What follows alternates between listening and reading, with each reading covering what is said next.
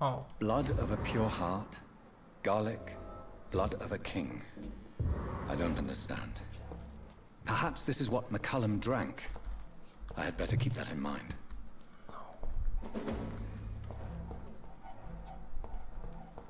Okay, maybe this is the key. Let's see. Oh, it is. Okay then. Edgar. Edgar, can you hear me? Jonathan, is it really you? Easy. Easy. Save your strength. I'm getting you out of here.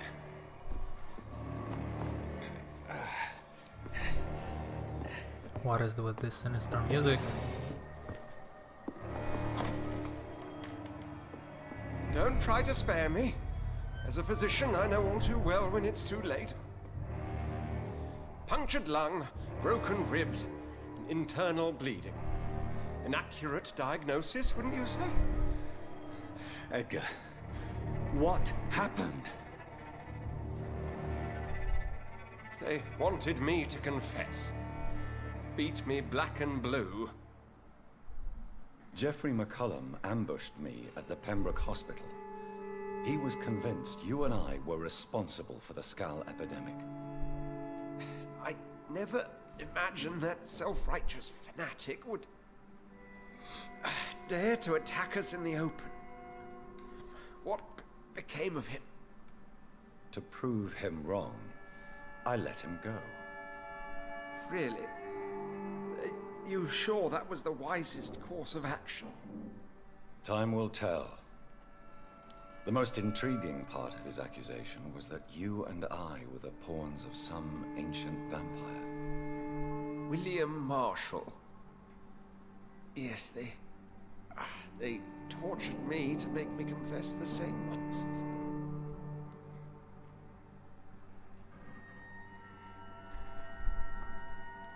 I think you're hiding something, Edgar. What do you mean? William Marshall, for example. You speak of him as if you know him. How is that? Jonathan, I cannot say I'm ready for another round of questions.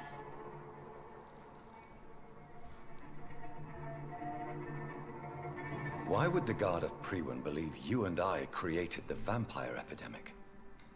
Maybe due to our profession. Because I offered you shelter in my hospital.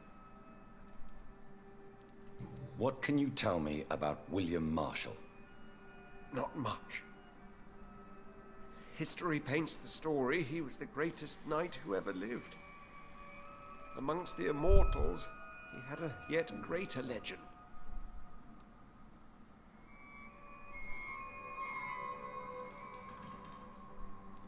Why would he deserve such a reputation? I cannot say. The Brotherhood of St. Paul's Stole has next to no intelligence on him. All I know is that he's supposed to be the oldest of all the British vampires. Why is the Guard of Priwen so obsessed with him? He was the only ancient vampire to escape the first great hunt launched by the Guard of Priwen in 1854. They believe he's an evil creature plotting his return. While investigating the epidemic, I read some of McCullum's findings. I think you have some explaining to do. I have nothing to hide, Jonathan. Nothing at all.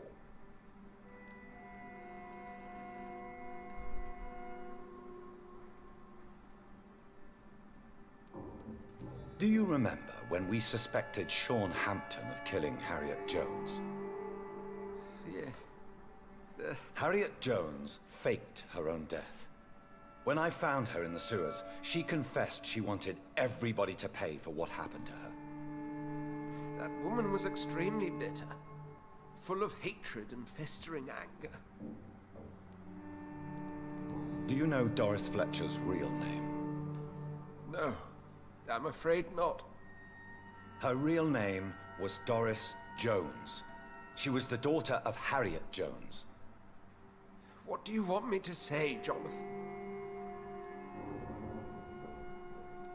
Doris Fletcher visited her mother at the Pembroke Hospital.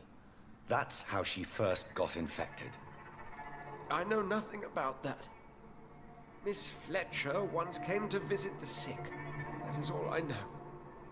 No, Edgar, there is more. Doris Fletcher was Harriet Jones's daughter. They exhibited the same symptoms: blind hate and strong physical mutation. What does this sad story have to do with us?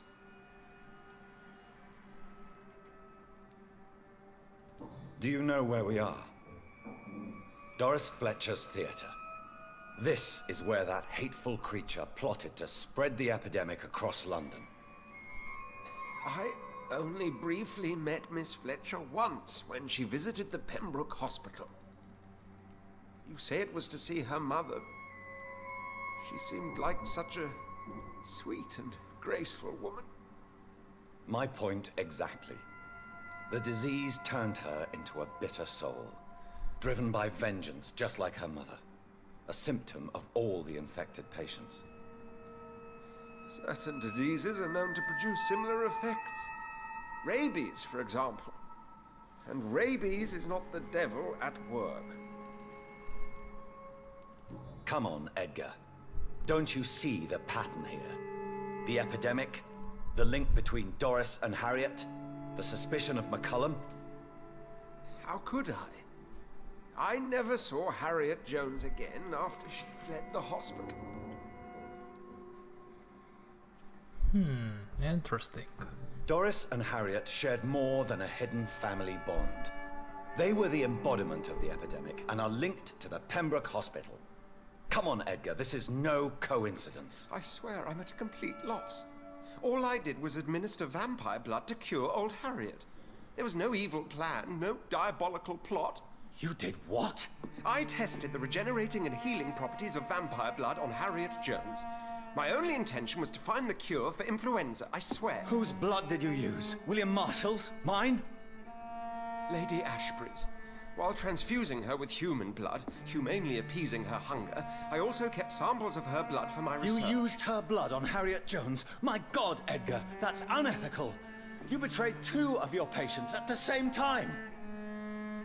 How dare you judge me?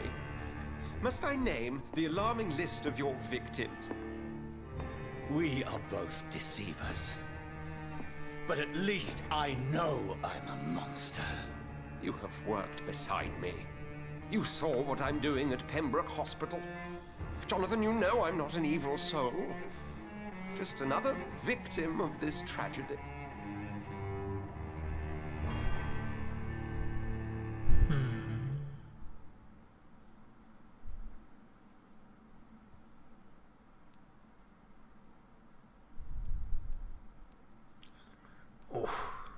What should I... I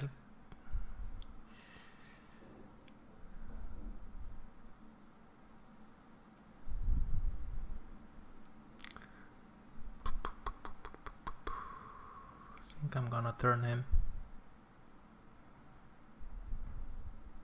What's the right choice here?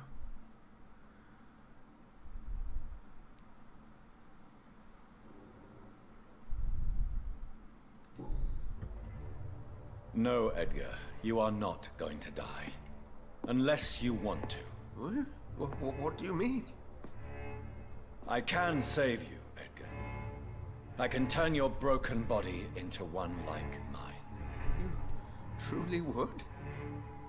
After all I've done, after all that's been said, you would offer me this gift?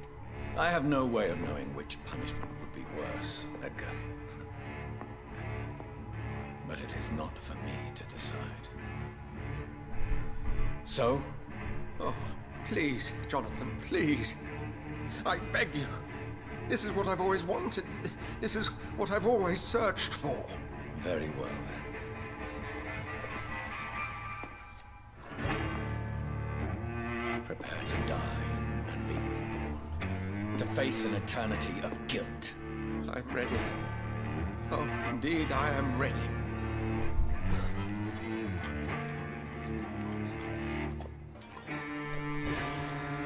Enough!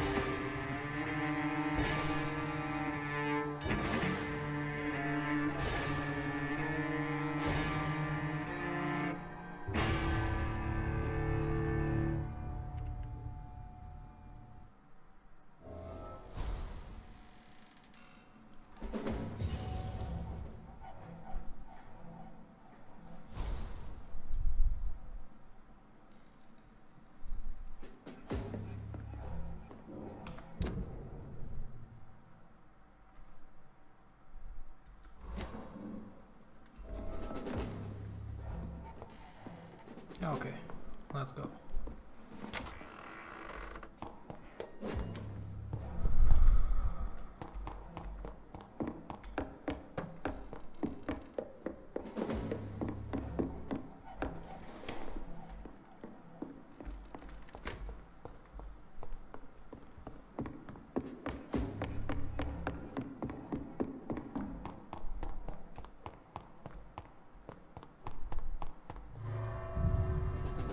I feel like we're coming to an end, close to the end game of the plot.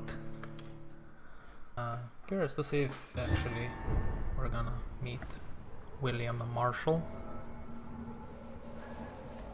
Let's talk to Lady Asbury. Harriet Jones became the original carrier when Edgar gave her vampire blood. I must tell Elizabeth.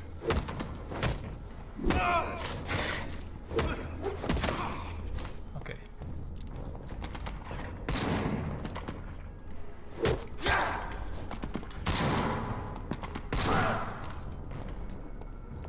Bloody monster!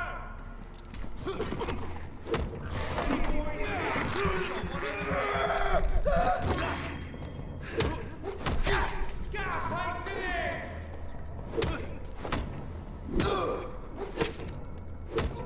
Filthy piece of shit!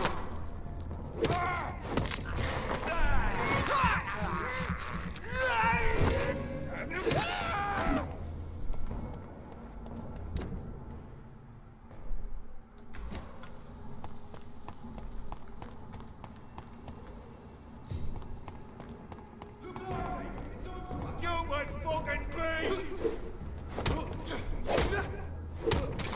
Go on back to the shadow!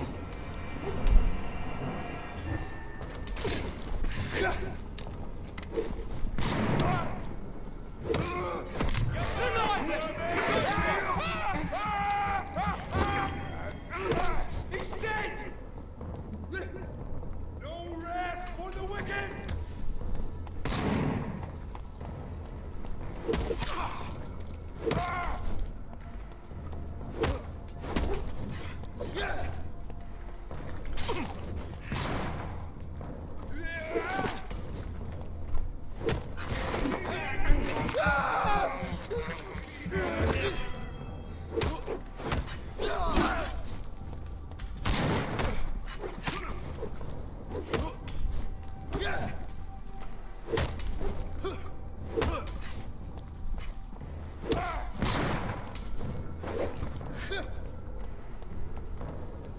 Bloody monster! It's all you deserve.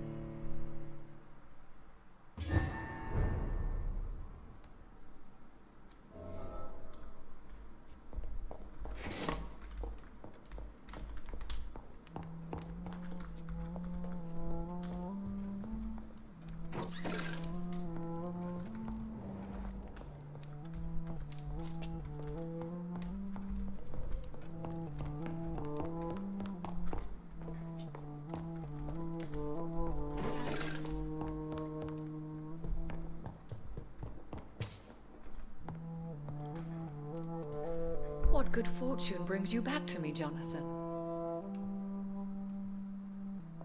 What is it, my dear? I'm afraid it's bad news, Elizabeth. The worst, actually. Please, speak up. Edgar is no longer in McCullum's grasp. I resolved that matter. Where is our good friend now? Is he well? Of a sort. His injuries were mortal. I had no choice but to make him one of us. To save him, or to punish him. To punish him? I fail to understand. And what is the source of this cold tone in your voice? Edgar Swansea was responsible for the Skull epidemic, Elizabeth. It was he who unleashed the deadly scourge upon London. What? Are you certain? This is the most terrible accusation of all. He confessed everything to me. He sought to cure the disease, to exploit vampire blood to stop the epidemic. But he unwittingly gave birth to a catastrophe. All those poor victims. How could he do it? What happened?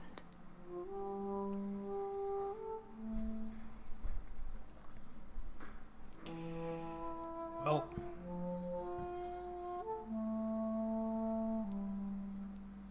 Edgar gave no heed to ethics. His theory could have been proven to be correct, but he abused the confidence of his patients to test it. I must say I'm shocked, Jonathan. Who would have thought it? And the poor patient. Let me guess. It was Harriet Jones, was it not? Yes. That explains how Doris Fletcher was infected, and how she became an Icor. She secretly visited her mother at Pembroke. Then we have no choice. We must act quickly, Jonathan. We must return to the sewers and put an end to the threat poor Harriet embodies. I have one more matter to discuss with you. Harriet Jones was the primary case, but do you know what a healthy carrier is? There is a tone in your voice that frightens me, Jonathan. What are you trying to say? It was your blood Edgar used for his experiment on Harriet Jones. What?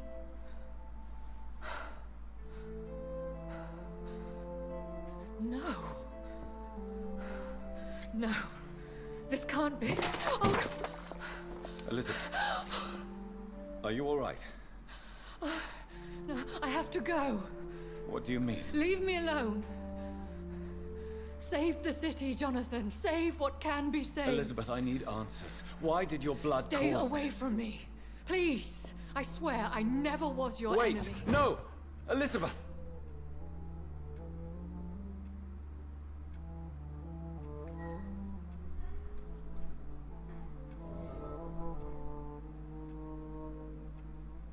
oh, Elizabeth, why did you run? Well, I guess he'll be back later. Alligator.